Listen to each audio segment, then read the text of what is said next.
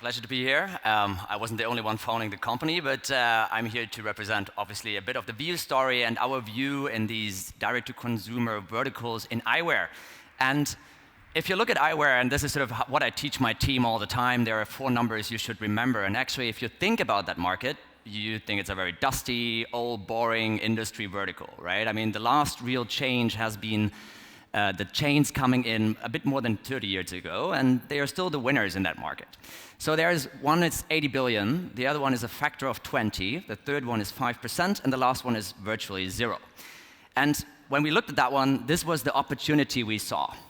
80 billion is the market size for prescription eyewear globally. So, and this one in a very huge and inefficient market. On average, an optician sells 1.5 frames per employee a day, and you just have to think about what that means, right? I mean, selling 1.5 frames a day, there has to be a lot of priced into your frame, so much more than you actually get on the product themselves.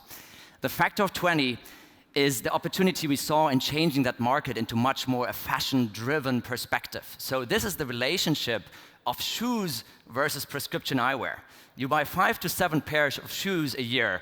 You buy every 4 to 5 years a new pair of eyewear, right? So, I mean, clearly, there is an opportunity if you think like a fashion brand and not like an optical chain. The 5% is the online market share. So it's a category where online is not taking off, and there are obviously some natural barriers to it, like an eyesight test.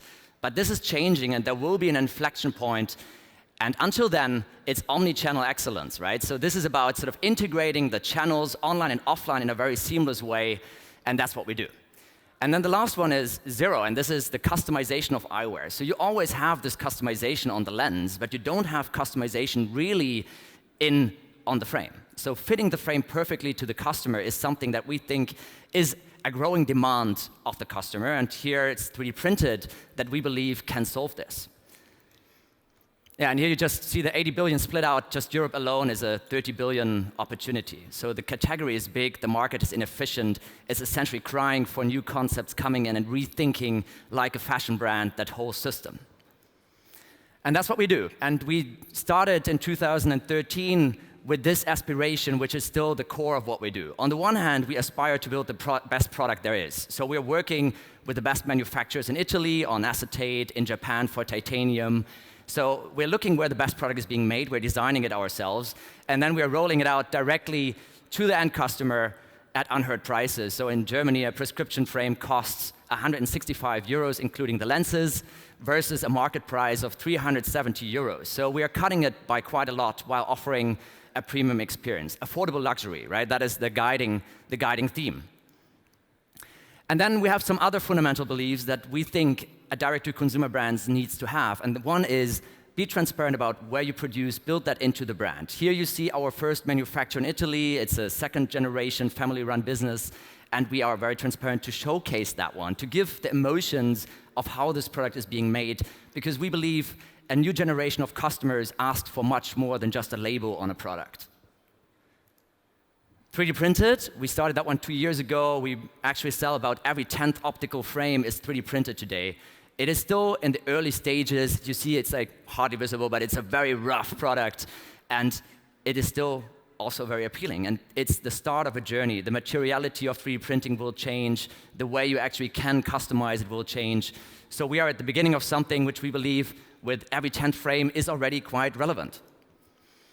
Well, talked about that one, and everybody of you guys know this. I mean, it's the direct-to-consumer combination of online and offline that we are embracing and pushing for. And this is where we are today. So we're selling more than 100,000 frames a year. We are more than 300 employees, but also obviously in the stores. And we are about to open our 50th store now in London, in Soho, in July, right? So this is where we are at. And about half of our customer base is beginning their journey online, but obviously we cannot change the market and leapfrog, right? I mean, we have to continue on that omni-channel journey while evolving on the direct online channel.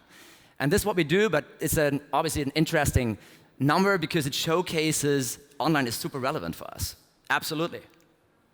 And then the next one, as mentioned before by Patch, I mean, how customers see your product, how customers recommend your product. This limits our marketing spend, and it's the core metric of what we track is Net Promoter Score. And here, every second sale is triggered by a friend. This is our footprint. So we are mainly present in the DACH region, now started to expand 2 years ago into Denmark, started Sweden last year, and now London. So we're moving into a more European perspective, which creates complexity for us as a brand, but is also the exciting opportunity to capture. And just to give you sort of a rundown of sort of how does it look in that store, what are these store experiences? And again, we have an idea of what we want to do. We want to create worlds. So each store has a unique design. This is Vienna. This is Copenhagen. This is Berlin. Right? So you can see there is some recognition of a brand that you can see in each of the stores. Nevertheless, it is locally adapted. So this store is at Potsdamer Straße in Berlin, which is a pretty rough patch.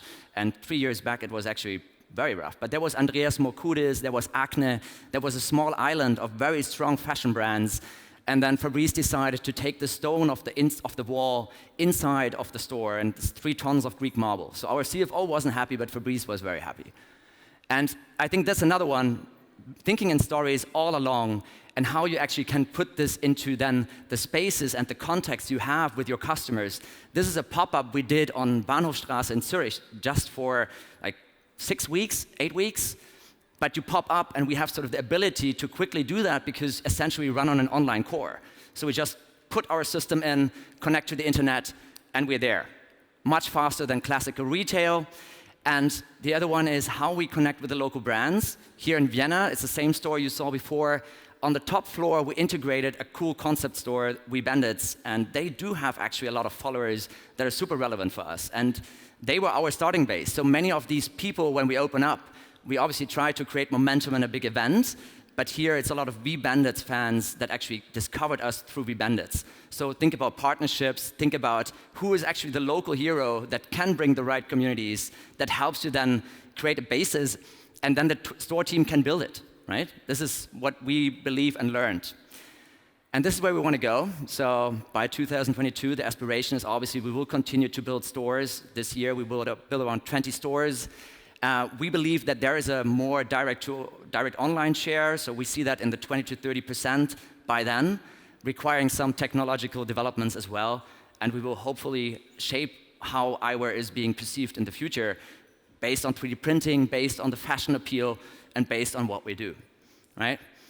And well, in numbers, so this is the revenue aspiration of what we work towards, which we think is an aspiration, but a pretty good one and reasonable one to go for. Thank you very much.